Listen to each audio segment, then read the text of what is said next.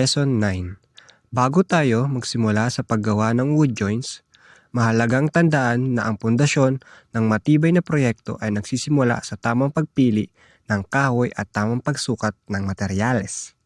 Sa pagpili ng kahoy, laging tignan kung ito ba ay tuwid, ang hibla at walang baluktot o crack.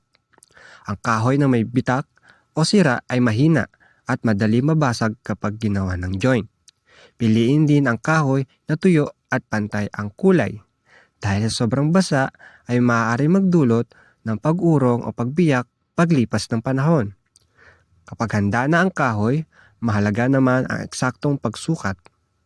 Gumamit ng measuring tape or ruler para sa haba at lapad, at tri-square para maktiyak ang tamang 90-degree angle.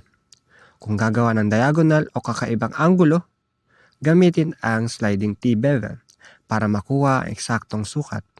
Tandaan, kahit maliit na pagkakamali sa sukat, kahit kalahating sentimetro lang, ay maaari magdulot ng maluwag o masikip na joint.